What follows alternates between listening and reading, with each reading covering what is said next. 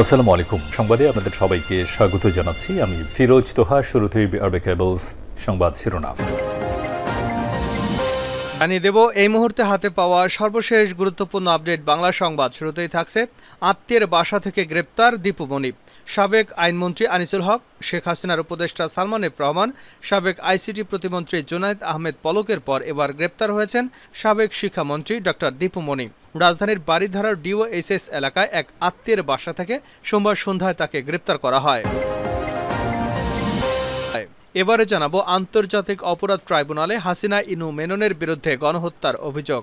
সাবেক প্রধানমন্ত্রী শেখ হাসিনা, 14 দলের নেতা হাসানুল হক ইনু, রাশেদ খান মেনন এবং নজিবুল বশার মাইজ ভান্ডারী সহ সংশ্লিষ্টদের বিরুদ্ধে আন্তর্জাতিক অপরাধ ট্রাইব্যুনালে তদন্ত সংস্থার গণহত্যা ও মানবতা বিরোধী অপরাধের অভিযোগ দায়ের করা হয়েছে।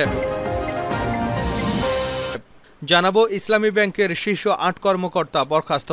এসালম গ্রুপের সহযোগী হিসেবে চিহ্নিত ইসলামী ব্যাংকের এক অতিরিক্ত ব্যবস্থাপনা পরিচালক, 5 এমডি সহ 8 কর্মকর্তাকে বরখাস্ত করা হয়েছে। ব্যাংকটির বর্তমান কর্মকর্তাদের চাপের মুখে তাদের বরখাস্ত করা হয়। জানিয়ে দেব এখন প্রধান চ্যালেঞ্জ আইনশৃঙ্খলা পরিস্থিতির উন্নতি করা। স্বরাষ্ট্র ও কৃষি উপদেষ্টা লেফটেন্যান্ট জেনারেল মোহাম্মদ জাহাঙ্গীর আলম চৌধুরী বলেছেন, স্বরাষ্ট্র মন্ত্রণালয় আমার প্রথম অগ্রাধিকার হচ্ছে আইনশৃঙ্খলা পরিস্থিতি নিয়ন্ত্রণ তথা স্বাভাবিক রাখা। এখন প্রধান চ্যালেঞ্জ আইনশৃঙ্খলা পরিস্থিতির উন্নতি করা। আর কৃষি মন্ত্রণালয়ের প্রথম অগ্রাধিকার হচ্ছে কৃষি উৎপাদন বাড়িয়ে বিপুল জনগোষ্ঠীর এদেশে খাদ্য নিরাপত্তা নিশ্চিত করা।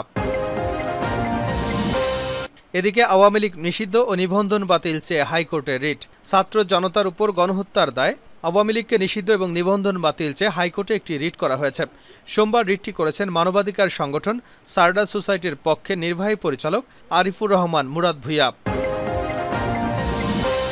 এবং সর্বশেষ জানাবো আন্তর্জাতিক সংবাদ। আমি ঘুমাতে পারি না, সারা জীবনে এত কবর খুঁড়িনি। ফিলিস্তিনের অবরুদ্ধ গাজা উপত্যকার হাসান বারাকা নামে একজন কবর খননকারী বলেছেন, ইহুদিবাদী ইসরায়েলের বর্বর আগ্রাসন এবং গণহত্যায় শহীদ 19,000 ব্যক্তিকে তিনি কবর দিয়েছেন। ইসরায়েলি আগ্রাসনে এরই মধ্যে গাজা উপত্যকায় শহীদের সংখ্যা 40,000 ছাড়িয়ে গেছে। এতক্ষণ শিরোনাম শুনছিলেন, এবার বিস্তারিত।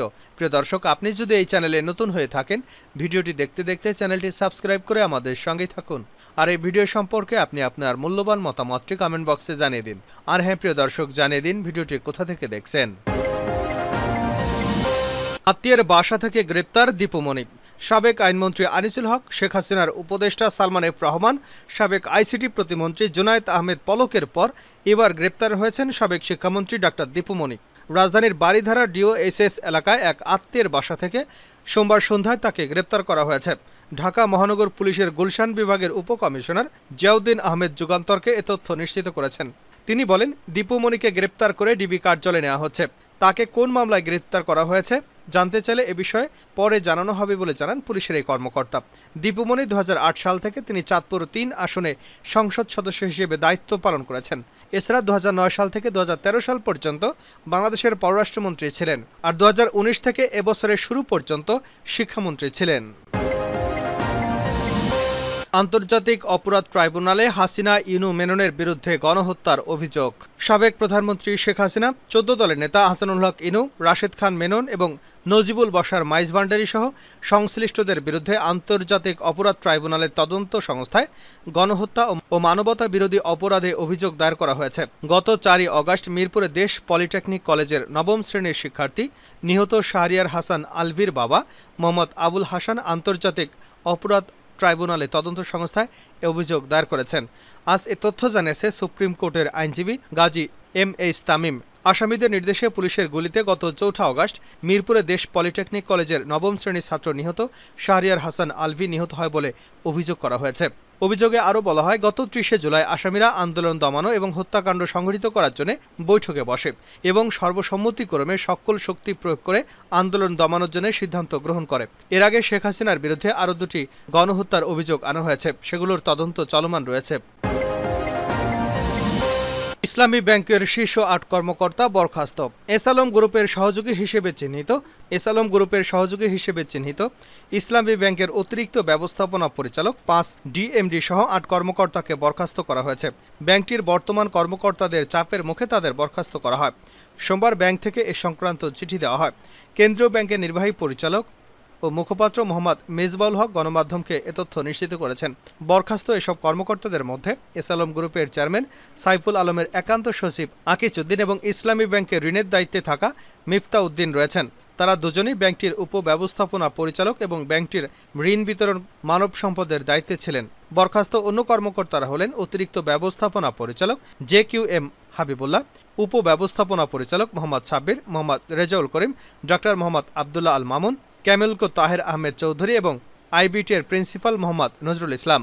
অন্যদিকে এসআলমের নিয়ন্ত্রণে থাকা ৬ ব্যাংকের পরবর্তী নির্দেশ না দেওয়া পর্যন্ত নতুন করে ঋণ বিতরণ এবং আগের ঋণ নবায়ন করতে পারবে না। ঋণ বিতরণের সঙ্গে আমদানি LC খুলতেও বিধিনিষেধ আরোপ করা হয়েছে বাংলাদেশ ব্যাংকের পক্ষ থেকে। এসআলম গ্রুপের নিয়ন্ত্রণে থাকা ব্যাংকগুলোর মধ্যে রয়েছে ইসলামী ব্যাংক বাংলাদেশ, সোশ্যাল ইসলামী ব্যাংক, ফার্স্ট সিকিউরিটি ইসলামী ব্যাংক, ইউনিয়ন ব্যাংক, গ্লোবাল ইসলামী bank, Bangladesh commerce bank. Sheikh Hasina সরকারের পতনের পর থেকে ব্যাংকটিকে এসআলম এবং পটিয়া মুক্ত করবার আন্দোলন চালিয়ে যাচ্ছেন ব্যাংকটির কর্মকর্তারা। তারা ব্যাংকটির পরিচালনা পর্ষদ ভেঙে দেওয়া এবং ঋণ বিতরণে অনিয়মে জড়িত কর্মকর্তাদের বিচারের দাবি জানিয়েছেন। আওয়ামী সরকারের পতনের পর ব্যাংকটিতে যেতে পারছে না এসআলমপন্থী কর্মকর্তারা। গত 7 বছরে সাইফুল আলমের নিজ এলাকা চট্টগ্রামের পটিয়ায় প্রায় 10,000 কর্মকর্তাকে নিয়োগ দেওয়া হয়েছে। এখন প্রধান চ্যালেঞ্জ আইনশৃঙ্খলা পরিস্থিতির উন্নতি করা। স্বরাষ্ট্র উপদেষ্টা, স্বরাষ্ট্র ও কৃষি উপদেষ্টা লেফটেন্যান্ট জেনারেল মোহাম্মদ জাহাঙ্গীর আলম চৌধুরী অবসরপ্রাপ্ত বলেছেন, স্বরাষ্ট্র মন্ত্রণালয়ে আমার প্রথম অগ্রাধিকার হচ্ছে আইনশৃঙ্খলা পরিস্থিতি নিয়ন্ত্রণ তথা স্বাভাবিক রাখা। এখন প্রধান চ্যালেঞ্জ আইনশৃঙ্খলা পরিস্থিতির উন্নতি করা।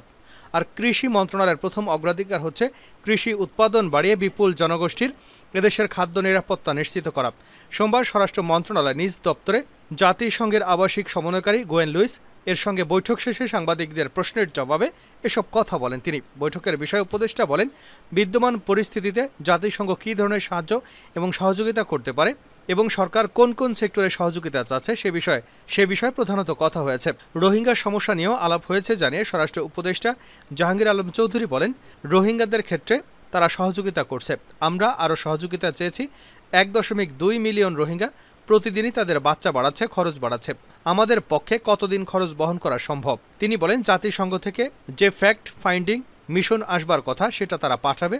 সেক্ষেত্রে তারা আমাদেরকে কোন ধরনের সহযোগিতা করবে, আমরা কোন ধরনের সহযোগিতা চাই, এসব নিয়ে আলোচনা হয়েছে। জাতিসংঘের ফ্যাক্ট ফাইন্ডিং মেশিন আগামী সপ্তাহে বাংলাদেশে আসতে পারে।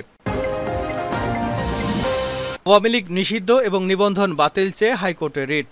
ছাত্র জনতাকে নির্বিচারে হত্যার দায়ে আওয়ামী লীগকে নিষিদ্ধ এবং নিবন্ধন বাতিল চেয়ে হাইকোর্টে একটি রিট করা হয়েছে।